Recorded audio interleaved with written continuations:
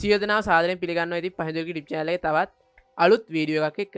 ඉතින් ඔයාලට පේන ඇති ඔයගොල්ලෝ කමෙන්ට් එකක් දාලා තියෙනවා මම දැක්ක කවුරු හරි රුපියල් 20000කට කම්පියුටර් එක හදන්න බැරිද? එහෙම හදනවා නම් අදට හදන්න පුළුවන් මොන වගේ කම්පියුටර් එකද කියලා. ඉතින් මම මේ වීඩියෝ එක හදන්න කලින් මුලින් මතක් කරන්නම් දෙයක් මේ වීඩියෝ එක ගේන්නේ ගේමින් PC එකක් නෙමෙයි. හරිද? දැන් මේකට මේ ග්‍රැෆික් කාඩ් එහෙම ගහලා ගහන ලොකු ගේමින් PC එකක් නෙමෙයි. මේ හදන්නේ රුපියල් 20000කට විතර මේ වෙද්දි ලංකාවේ හදන්න පුළුවන්. හරිද? තව අවුරුද්දක් විතර යද්දී ඔයාලට අප්ඩේට් කර කර යන්න පුළුවන්. සාපේක්ෂව උදාහරණයක් විදිහට මේක ස්ලෝ වගේ තේරෙනවා නම් ඔයාලට ප්‍රොසෙසර් එකක් මාරු කරන්න හොඳ ග්‍රැෆික් කාඩ් එකක් දාන්න පුළුවන් බජට් PC එක. ඒක හින්දා මේකෙන් ඔයගොල්ලෝ ලොකුවට ගේමින් බලාපොරොත්තු වෙන්න එපා. හරිද? ඉතින් අද මම මේ වීඩියෝ එක කරන්න ප්‍රධාන හේතුව තමයි මගේ පෞද්ගලිකව මේ විදි මං ගාව තිබ්බා Pentium G processor එක මම එකෙන් PC එකක් හදලා එක්කෙනෙක්ට ඩොනේට් කරා. ඒක. ඉතින් සහ මේ පොහිසරෙක් ගෙන ලංකාය ගොඩක් කට්ටි දන්න ඇතුව ඇති කියලා ම විශ්වාස කරන්න මොකද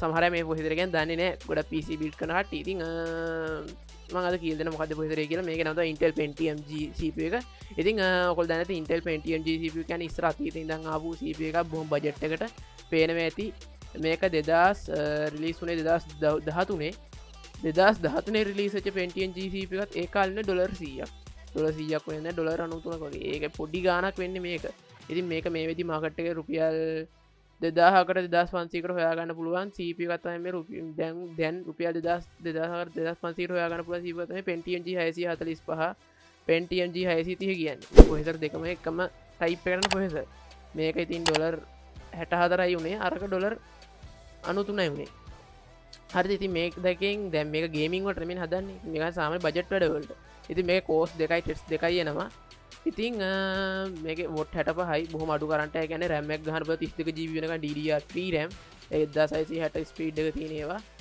මේක සෙකන්ඩ් ජෙන් ප්‍රොසෙසර් එකක් ඒක හින්දා ඔන් බෝඩ් ග්‍රැෆික් කියන්නේ Intel RD graphic 2000 ඉතින් ඔයාලට පේන graphic base frequency එක ඇහිල්ල MHz 850 වගේ තියෙනවා dynamic frequency එක 1.0 GHz තියෙනවා ඉතින් ඔයගොල්ලන්ට පේන ඇති මේක බොහොම බජට් CPU එකක් හැම ටෙක්නික් එකක් මේකෙදි Nokia තම ගොඩක් ඒවා තියෙන සමහර ඒවා නම් enable right ඉතින් මේ CPU දෙක ඉතින් මට තව මේකේ නම් තියෙන සෑහෙන තියෙන Pentium G645T කියලා එනවා Pentium G630 කියලා එනවා Pentium G මට මතකත් නැහැ සමහර ඒවා 2000 කියලා සීරීස් කොහොමම එනවා කොහමරි මේ අකුරු තුනේ ඉලක්කම් තුන තියෙන ප්‍රොසෙසර් එක හොයාගන්න කවර රුපියල් 20000කට කම්පියුටර් හදන්න ඉන්නේ එක්කෙනෙක්ට යන්න තියෙන මම මේ කිව්වේ බජට් එකට යන්න තියෙන එකම බිල්ඩ් එක තමයි මේක තමයි දැන් ලංකාවේ තියෙන එකම බිල්ඩ් එක මේක කඩේ නෑ CPU එක Facebook එකෙන් එහෙම නැත්නම් ඉක්මන්නේ වගේ එකෙන් ඔයාලට හොයාගන්න පුළුවන් මේකේ ප්‍රොසෙසර් එක අඩු විකුණන එක.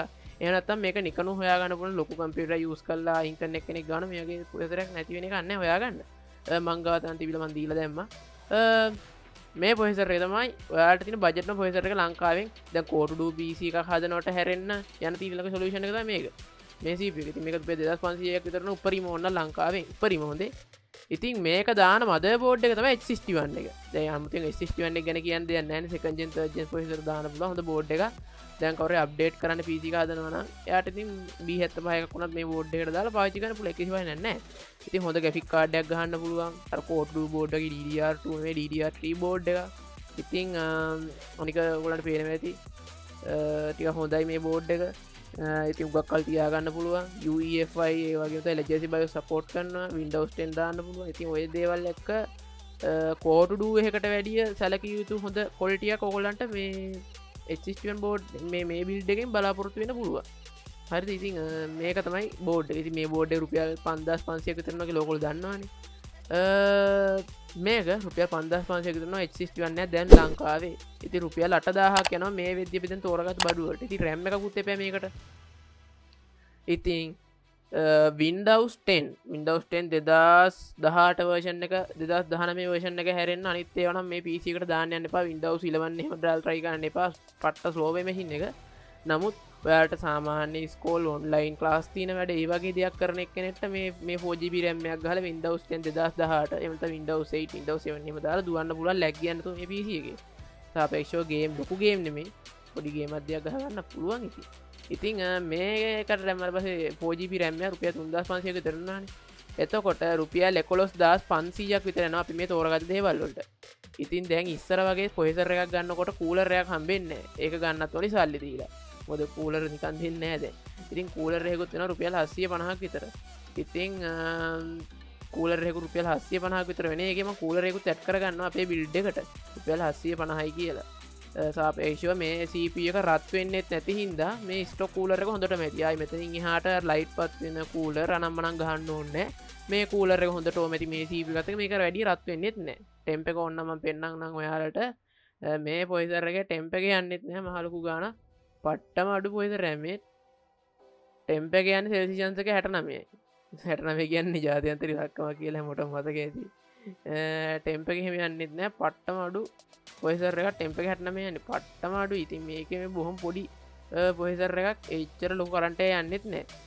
රයිට් ඉතින් ඕවා තමයි ඉතින් ඇඩ් කරගන්න තියෙන දේවල් ටික ඉතින් අනිත් දේ තමයි පවර් සප්ලයි එක දැන් අපේ බේසික් ලිට් එක අපි 40 වෙනකම් පවර් සප්ලයි එක ඉතින් මේක බජට් එකට හදන PC එකෙන් තමයි ගේමින් පවර් සප්ලයි පැත්ත ගැන හිතුවේම නෑ රුපියල් 20000 නේ හදන්නේ 20000ට ගන්න පුළුවන් සාධාරණ පවර් සප්ලයි එක තමයි 1200ට තියෙනවා වොට් 300 සාමාන්‍ය හොඳ පවර් සප්ලයි එකක් එනවා ඒක ඉතින් මේ පවර් සප්ලයි එක වෙනවා සාමාන්‍ය රුපියල් 1200ක් විතර වෙනවා